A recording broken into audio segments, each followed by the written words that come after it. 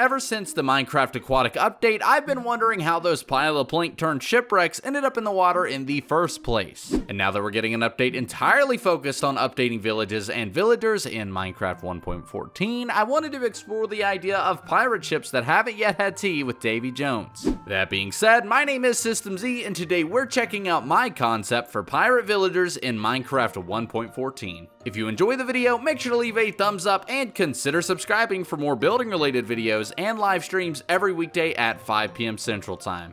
Ladies and gentlemen, hello and welcome to my pirate villagers design in Minecraft 1.14.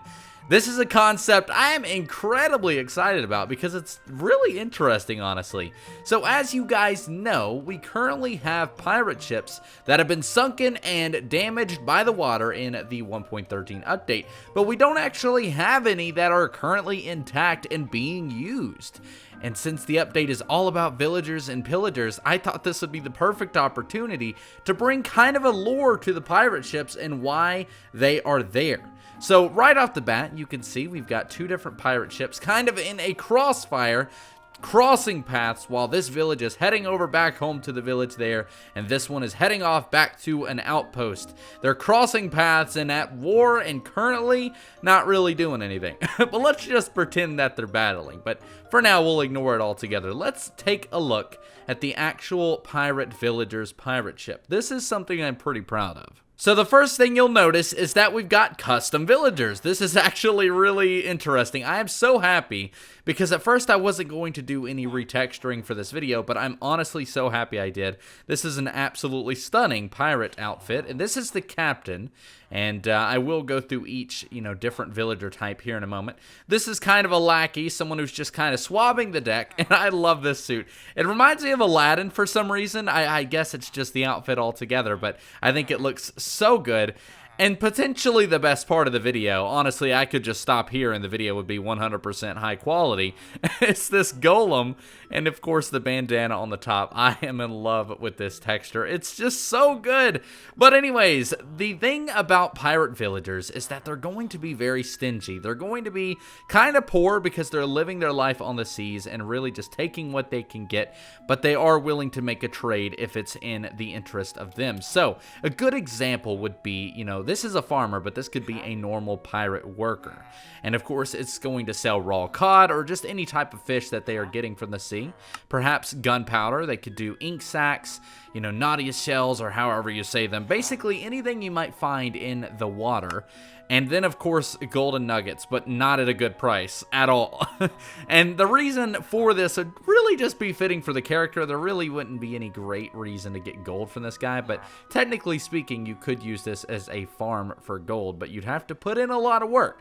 Now, these guys aren't particularly interesting. Where it really falls magic is basically the captain. Now, this is something that could be really cool. The captain could almost be the final boss of the pirate ship. Now, in this example, I don't necessarily think these guys would be aggro and want to fight you. I think they would more welcome you onto the ship, but kind of as a pirate themselves. So they're not really expecting to trade with you, but they will definitely do it. The pirate captain, on the other hand, might be a little bit more stingy and not want to share any of its loot. So perhaps you have to battle the actual pirate. And maybe it could even be something that isn't a villager. It could actually be a new mob that holds a sword. But regardless, in this example, it is a villager, and I would absolutely love it if you could buy a pirate hat from this guy. Could you imagine walking around the world with a pirate hat? And maybe it gives you some sort of benefit. Maybe it allows you to breathe underwater, or even just kind of some potion effect. Nothing crazy, but just something simple. Even night vision, or the ability to swim faster. You could also buy gunpowder, maybe TNT, crossbows, arrows, those types of weapons.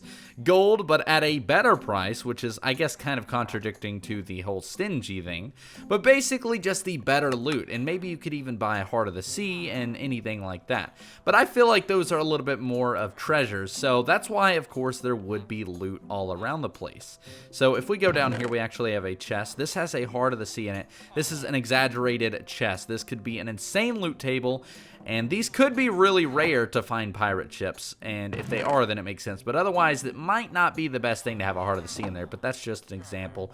Of course, we've got bunk beds. I love this so much. I think it's just adorable. It messed up a little bit there. Let me fix that, get rid of that water. We don't want to have any holes, so we got to make sure we patch them all up. But of course, we've got the little areas to shoot the crossbows at any challengers like that. We've got barrels of fish. And as we go back here, maybe this is a kind of a journey room where they develop the maps or, you know, figure out exactly where things are. And this could be something interesting. This could be a map to a pirate village. This could be the location where these pirates come from that leads you to a place with plenty of different pirates, kind of made from broken ships. This could be a really cool concept, and I think I might look into that in a future video. Let me know if you'd like to see something on a pirate village in the future. But guys, it could also be a treasure map, something as simple as that. You could also find perhaps a mending book. This could be a writer's room that just kind of draws out the maps that they believe, you know, will have treasure or something of the sort. So of course, anything having to do with writing would be good, but this could definitely be a good opportunity to get enchanted materials. And another hole in the ship. Always working. You know what? I'm basically one of these guys. I'm patching holes already. But as we go back up, there is another cool feature about this, and that is, of course, the crow's nest. This is one of my personal favorite features of the pirate ship. And also, fun fact, this whole build is actually basically the exact structure of a pirate ship. I basically summoned one in using a structure block, cleaned it up, and added a mast, and that's essentially all I did. So we've already got the structure in the game. It's just a matter of developing a, you know, system where it spawns properly. But this is a crow's nest, and of course I've got the bell here to alert the fellow passengers down below of any, you know, enemies or anything that may be on its way. You can also find different loot up here, perhaps emeralds, considering these guys are villagers. But now on to the more important part. We also have a pillager variant. This could be very cool.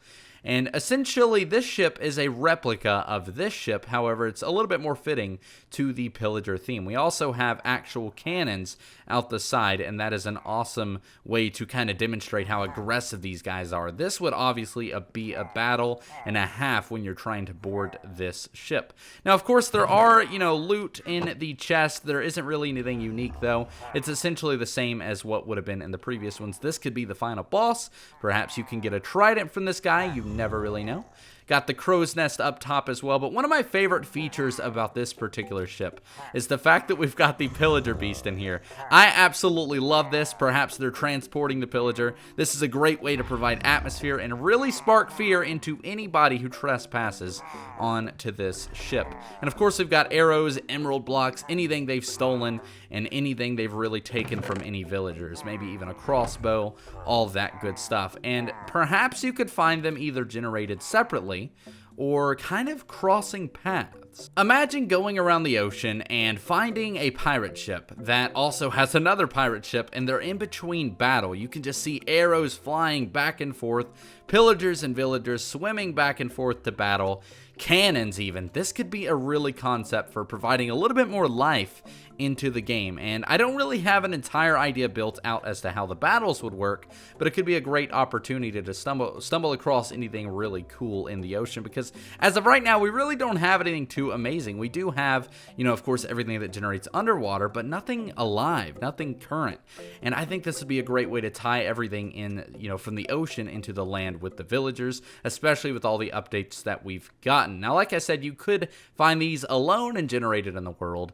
They wouldn't really move. That's the only poor concept here, but I also did the traveling merchant idea, and that wouldn't move either. This could be a stationary build, or maybe, you know, something of a vehicle could be added where you could actually drive the ship, but that seems a little unrealistic. Perhaps it could be a large version of a boat that you can't craft and you can only find, but honestly, I don't necessarily support that idea. Just having it a structure that generates alone seems like a good enough idea. I think this is a really, really fun idea as well, and honestly, the only reason I'm absolutely in love with it is because of these skins. This just looks so good. In fact, I think I might release this as a resource pack. If you guys want to download these amazing pirate villagers, then maybe check the description. It might be there. But guys, that is my idea for pirate villagers. That's gonna do it for today's video. If you have enjoyed, make sure to leave a thumbs up and consider subscribing for more building related content and live streams every weekday at 5 p.m. Central Time.